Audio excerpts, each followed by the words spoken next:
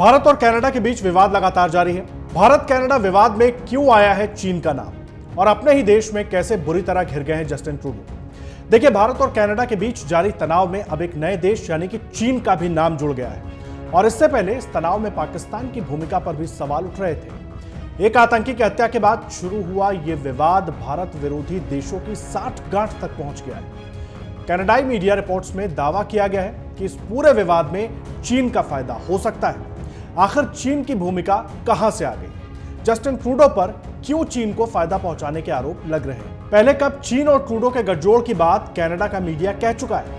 पाकिस्तान कैसे इस विवाद की आग में घी डालने का काम कर रहा है, आइए समझते हैं। पहले जानते हैं भारत कनाडा विवाद क्या है। इस पूरे विवाद की जड़ में खालिस्तानी आतंकी हरदीप सिंह निज्जर की हत्या का मामला है। दरअसल निज्जर की 18 जून 2023 को कनाडा में गोली मारकर हत्या कर दी गई थी। उसे कनाडा में ब्रिटिश कोलंबिया के सरी स्थित गुरु नानक सिख गुरुद्वारे के पास 2 अज्ञात बंदूकधारियों ने गोली मार दी। निज्जर खालिस्तान टाइगर फोर्स का प्रमुख था और भारत में एक घोषित आतंकवादी था। इसी सोमवार यानी 18 सितंबर को निज्जर की हत्या को लेकर कनाडाई पीएम जस्टिन ट्रूडो ने वहां की संसद में भारत पर आरोप लगा दिए। ट्रूडो ने कहा कि कनाडाई सुरक्षा एजेंसियों के पास ये मानने के कारण है कि भारत सरकार के एजेंटों ने ही निज्जर की हत्या की।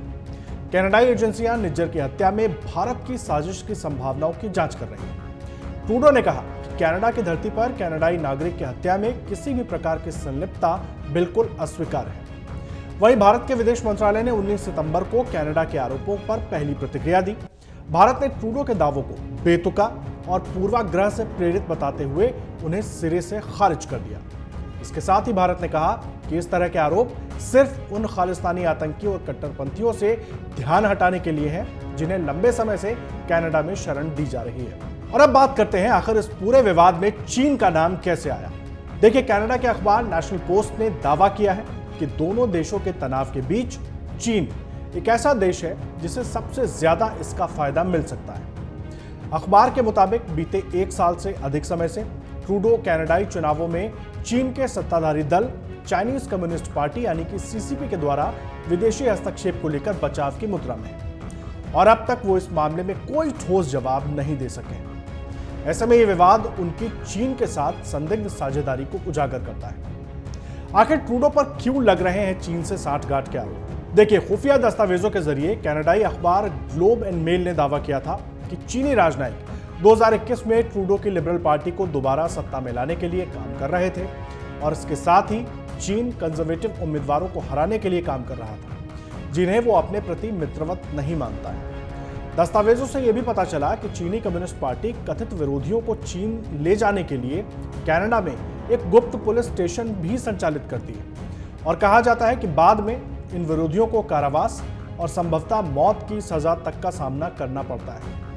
कहा तो यहां तक जाता है कि चीन ने कनाडा में 2021 ही नहीं 2019 के चुनावों में भी जस्टिन ट्रूडो को जीतने में मदद की थी। चीनी साठगांठ पर ट्रूडो की क्या सफाई है? देखिए, चीन के साथ इस तरह के साठगांठ पर जस्टिन ट्रूडो अब तक कोई ठोस जवाब नहीं दे पाए। उन्होंने दावा किया कि कनाडा की राष्ट्रीय खुफिया एजेंसी से लीक हुए दस्तावेजों में कई अशुद्धियां हैं। यहां दिलचस्प तो यह था कि ट्रूडो ने यह नहीं बताया कि असल में गलती क्या थी। उस समय ट्रूडो ने बस इतना कहा कि यह मुद्दा हमें बहुत चिंतित करता है और एजेंसियां इससे निपटेंगी। चीन को क्या फायदा मिलने की बात कर रहा है कनाडा का मीडिया? देखिए, अखबार ने कहा है कि ट्रूडो के बाद विवाद में दूसरा बड़ा विजेता चीन है। विदेशी हस्तक्षेप की सार्वजनिक जांच कनाडा में आखिरकार शुरू हो गई, लेकिन अब उस पर ध्यान केंद्रित नहीं है। यह संकट कनाडा की इंडो पैसिफिक रणनीति को भी प्रभावित करता है, जिसकी शुरुआत नवंबर 2022 में हुई थी। इसमें चीनी नीतियों की आलोचना की गई थी और भारत के साथ मजबूत संबंध बनाने की मांग की गई थी। हालांकि ताजा विवाद से कनाडा की ये नीति बिल्कुल ठंडी पड़ गई है।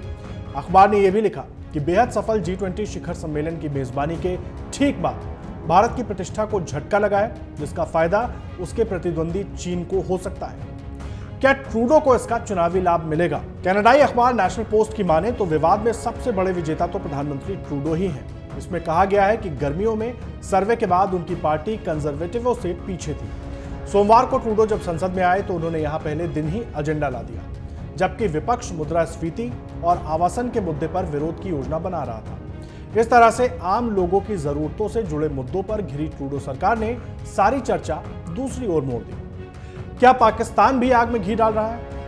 देखिए, इधर कनाडा में हो रहे भारत विरोधी प्रदर्शनों में पाकिस्तानी खुफिया एजेंसी आईएसआई का हाथ होने की बात भी सामने आ रही है। सूत्रों के मुताबिक आईएसआई कनाडा में होने वाले इस तरह के प्रदर्शनों के लिए बैनर पोस्टर तैयार कर रही है और इस तरह के प्रदर्शनों के लिए बसों का भी इंतजाम आईएसआई की ओर से किया जा रहा है। यहां तक कि कनाडा में रह रहे पाकिस्तानी मूल के लोगों को पहचान छुपाकर प्रदर्शनों में शामिल होने के लिए भी कहा जा रहा है और इसके साथ ही कई खालिस्तानी आतंकियों की आईएसआई की तरफ से मदद की खबरें भी अक्सर आती रहती हैं। हालिया विवाद के बाद हिंदुओं को कनाडा छोड़ने की धमकी देने वाले गुरपतवंत सिंह पन्नू और आईएसआई के बीच बैठक होने की भी खबरें। सूत्रों के मुताबिक आईएसआई के एजेंट्स ने कनाडा में खालिस्तानी आतंकियों के साथ एक गुप्त बैठक की है।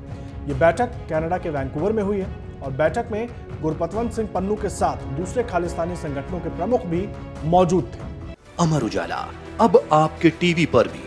अपने स्मार्ट टीवी पर YouTube पर सर्च करें अमर उजाला, चैनल सब्सक्राइब करें और देखें ताजा खबरें, वो भी HD क्वालिटी में।